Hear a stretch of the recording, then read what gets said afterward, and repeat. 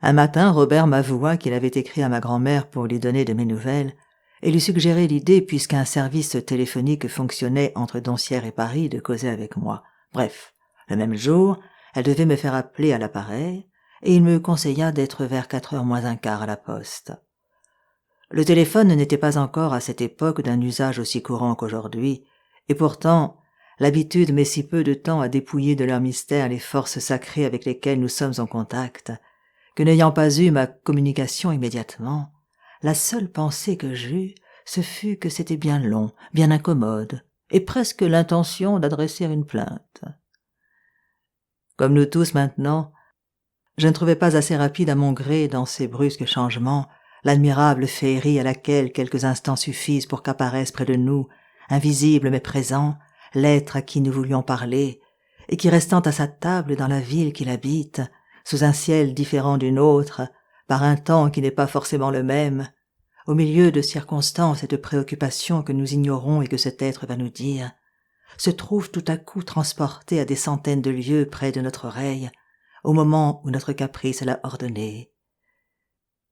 Nous n'avons, pour que ce miracle s'accomplisse, qu'à approcher nos lèvres de la planchette magique et à appeler les vierges vigilantes dont nous entendons chaque jour la voix sans jamais connaître le visage, et qui sont nos anges gardiens dans les ténèbres vertigineuses dont elles surveillent jalousement les portes, les toutes-puissantes par qui les absents surgissent à notre côté sans qu'il soit permis de les apercevoir, les Danaïdes de l'invisible qui sans cesse vides, remplissent, se transmettent les urnes des sons, les ironiques furies qui, au moment que nous murmurions une confidence à une amie avec l'espoir que personne ne nous entendait, nous crient cruellement « J'écoute », les servantes toujours irritées du mystère, les ombrageuses prêtresses de l'invisible, les demoiselles du téléphone.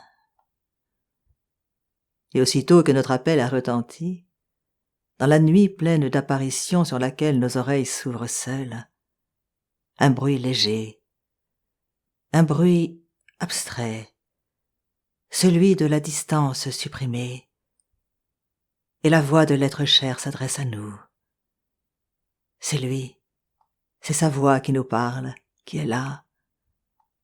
Mais comme elle est loin, que de fois je n'ai pu l'écouter sans angoisse, comme si devant cette impossibilité de voir avant de longues heures de voyage celle dont la voix était si près de mon oreille, je sentais mieux ce qu'il y a de décevant dans l'apparence du rapprochement le plus doux, et à quelle distance nous pouvons être des personnes aimées au moment où il semble que nous n'aurions qu'à étendre la main pour les retenir.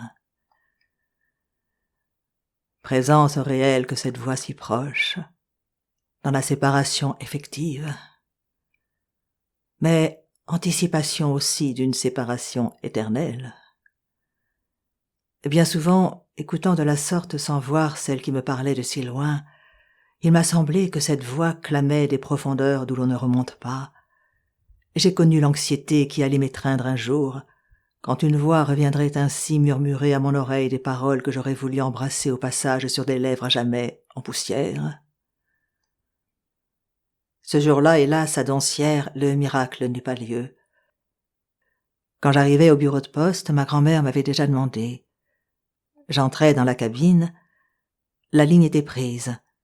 Quelqu'un causait qui ne savait pas sans doute qu'il n'y avait personne pour lui répondre, car quand j'amenai à moi le récepteur, ce morceau de bois se mit à parler comme Polichinelle.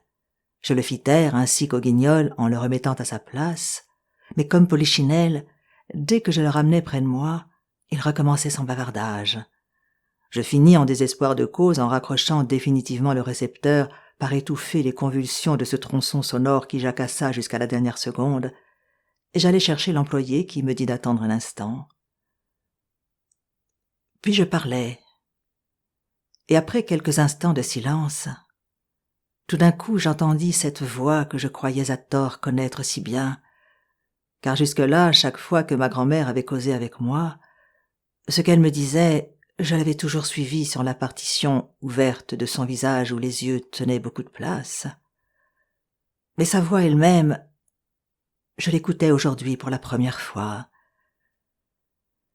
Et parce que cette voix m'apparaissait changée dans ses proportions dès l'instant qu'elle était un tout et m'arrivait ainsi seule et sans l'accompagnement des traits de la figure, je découvris combien cette voix était douce.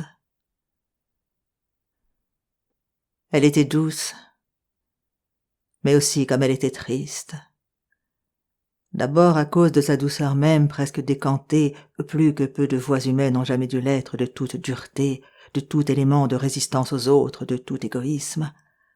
Fragile à force de délicatesse, elle semblait à tout moment prête à se briser, à expirer en un pur flot de larmes. Puis, l'ayant seule près de moi, vue sans le masque du visage, j'y remarquai pour la première fois les chagrins qu'il avait fêlés au cours de la vie. Était-ce d'ailleurs uniquement la voix qui, parce qu'elle était seule, me donnait cette impression nouvelle qui me déchirait? Non pas, mais plutôt que cet isolement de la voix était comme un symbole, une évocation, un effet direct d'un autre isolement, celui de ma grand-mère pour la première fois séparée de moi. Les commandements ou défenses qu'elle m'adressait à tout moment dans l'ordinaire de la vie, l'ennui de l'obéissance ou la fièvre de la rébellion qui neutralisait la tendresse que j'avais pour elle, étaient supprimés en ce moment, et même pouvaient l'être pour l'avenir, puisque ma grand-mère n'exigeait plus de m'avoir près d'elle sous sa loi, était en train de me dire son espoir que je resterais tout à fait à Doncières, ou en tout cas que j'y prolongerais mon séjour le plus longtemps possible, ma santé et mon travail pouvant s'en bien trouver. Aussi ce que j'avais sous cette petite cloche approchée de mon oreille, c'était débarrasser les pressions opposées qui chaque jour lui avaient fait contrepoids, et dès lors, irrésistible, me soulevant tout entier, notre mutuelle tendresse. Ma grand-mère, en me disant de rester, me donna un besoin anxieux et fou de revenir.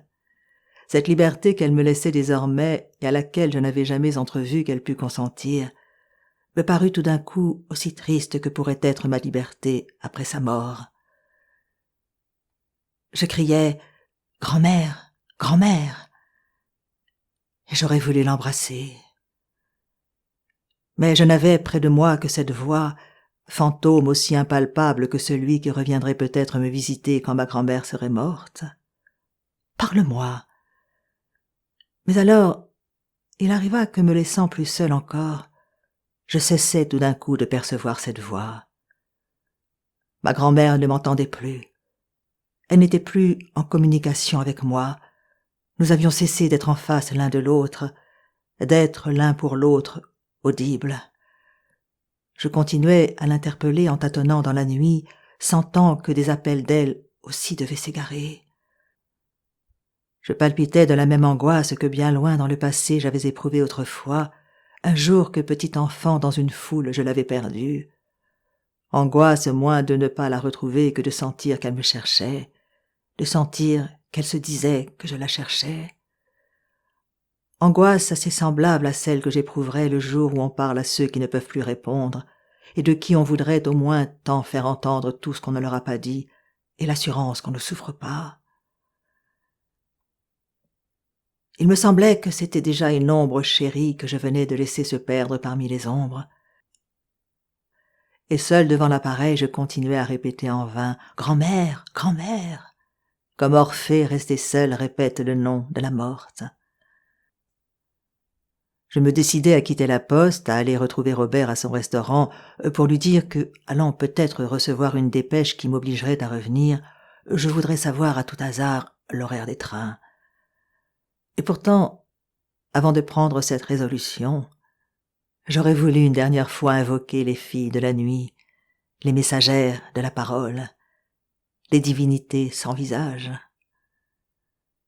Mais les capricieuses gardiennes n'avaient plus voulu ouvrir les portes merveilleuses. Ou sans doute elles ne le purent pas.